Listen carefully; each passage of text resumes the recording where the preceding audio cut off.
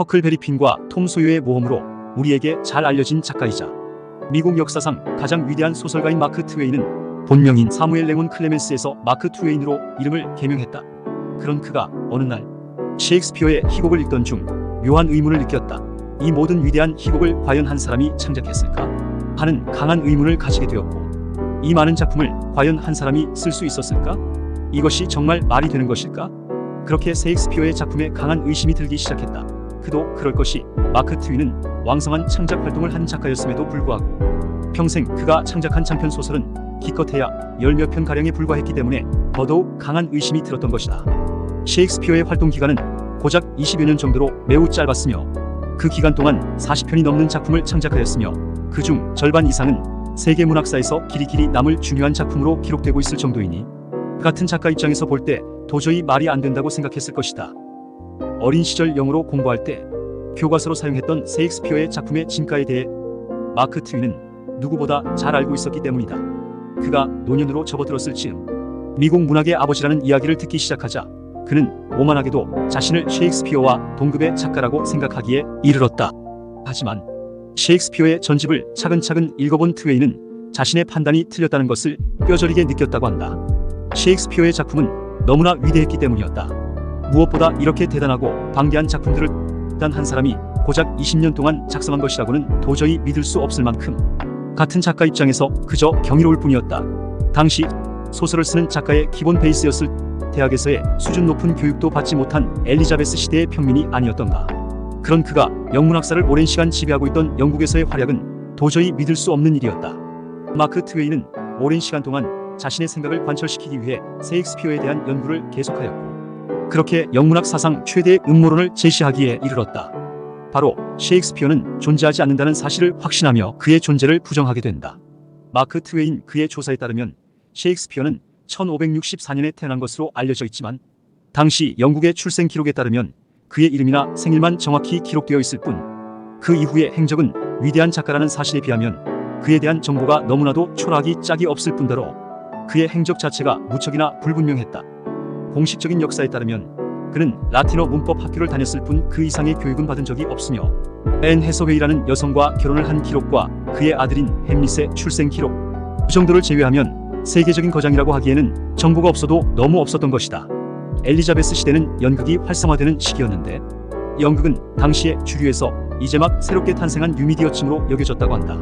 천년간의 중세 암흑기를 거치며 연극은 자연스럽게 잠깐의 유행처럼 어느새 사라져 있었는데 16세기에 이르러 라틴어 고조 문법을 공부하던 학생들이 자연스레 그들이 공부하던 로마 시대의 희극을 공부하게 되었고 문법 학교를 통해 이 연극이 공연되는 일이 잦았다고 한다. 시대를 앞선 이들은 이것이 돈이 될 것이라고 여기게 되었고 그렇게 최초의 상업성을 띤 연극이 탄생하게 되었다고 한다. 공식적으로 엘리자베스 시대에 창작된 최초의 희곡은 토머스 노통과 토머스 색빌이 창작한 고보덕이라는 연극이었다.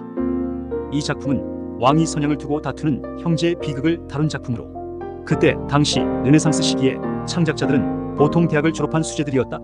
이들은 그들이 배운 로마 비극을 바탕으로 새로운 희극을 창작하는 데 열중했다. 하지만 셰익스피어는 우리로 치면 초등학교 정도밖에 다니지 않는 저학력 수준이었음을 감안할 때 셰익스피어가 과연 이들보다 더 많은 작품을 그리고 그보다 더 위대한 작품을 창작한다는 것이 가능했을까? 문제는 이뿐만이 아니다.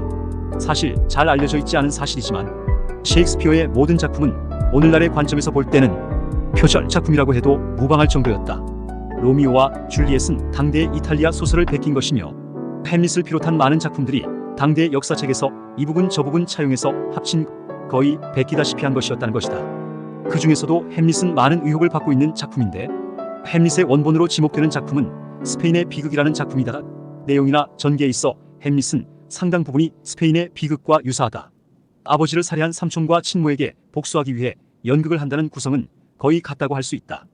학자들은 햄릿의 초기 공연분을 작성한 것이 토머스 키드이며 셰익스피어가 이를 카피하여 오늘날의 햄릿의 형태로 완성했다고 주장하기도 한다.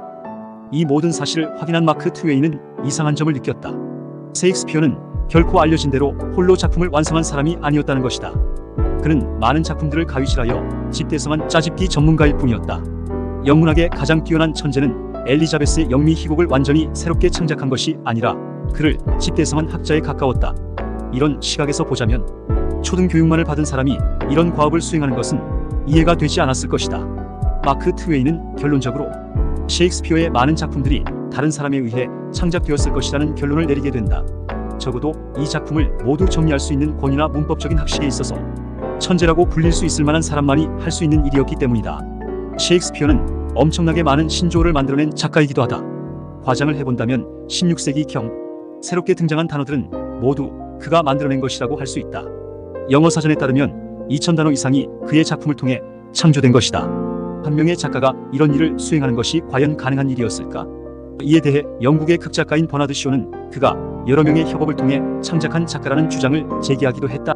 하지만 마크 트웨인의 주장은 그보다는 더 과격했다. 그는 셰익스피어는 애초에 존재하지 않는 작가이며 그 작품을 창작한 것은 셰익스피어가 아닌 프란시스 베이컨이라고 주장을 했다. 아는 것이 힘이다로 알려진 베이컨은 유럽 철학사에서 최초로 귀납론을 주장한 철학자로 알려져 있다. 베이컨은 다양한 언어를 모국어처럼 자유자재로 사용할 수 있었고 여러 학문에 능통했다. 또한 그가 주장한 귀납론 역시 서구 문학의 정통과 맞닿아 있다. 기원전 5세기경 아리스토텔레스가 쓴 시학은 현재까지도 서구 희극의 교본으로 여겨지고 있는데 이 책은 아리스토텔레스의 생존 당시 그가 수집한 희곡을 정리하여 규범을 제시한 최초의 문학 이론서로 여겨지고 있다. 베이컨은 귀납론 역시 이와 비슷하기 때문에 그가 엘리자베스 시대의 희곡들을 전부 모아 작품의 형태로 정리하였을 것이라는 게 마크 트웨인의 주장이었다. 또 다른 주장은 베이컨의 작품들을 셰익스피어가 빼돌렸거나 돈을 주고 작품을 사서 자신의 이름으로 바꿔치기 하여 세상에 내놓았다는 주장도 있었다. 셰익스피어 음모론은 마크 트웨인의 발표 이후에도 오랜 시간 동안 널리 재생산되었다. 셰익스피어로 짐작되는 인물은 프란시스 베이컨 이외에도 다양하다. 그 중에서도 크리스토퍼 말로가 셰익스피어의 진짜 정체라는 음모론이 흥미롭다. 크리스토퍼 말로는 공식적으로는 29살에 사망한 것으로 알려져 있다. 이는 말로가 창작한 작품이 문제였는데 파우스트 박사를 비롯한 그의 대표작에서는 기독교에 대한 반감이 엿보인다. 실제로 크리스토퍼 말로는 반기독교주의자이자 무신론자였던 것으로 알려졌는데 이는 엘리자베스 시대에는 매우 위험한 사상으로 여겨졌다. 따라서 그는 기독교인에 의해 암살되었다고 알려졌지만 사실은 그는 생존해 있었고 셰익스피어와 신분을 바꿔치기 했다는 가설이 떠돌았다. 실제로 셰익스피어는 크리스토퍼 말로의 사후에야 극작가로서의 명성을 얻기 시작한다. 또한 그의 작품들에서 자주 나타나는 특징들이 셰익스피어의 작품에서도 모두 나타나고 있고 심지어 맥베스와 같은 작품에서는 반기독교적인 색채가 강하게 드러났다. 이 때문에 이 가설은 문학 이론가들 사이에서 지지받는 이론 중 하나가 되었다. 오늘은 셰익스피어 음모론에 대해서 알아보았다. 셰익스피어의 진짜 정체는 과연 무엇일까? 또한 굳이 정체를 숨기고 작품을 창작했던 이유는 무엇일까?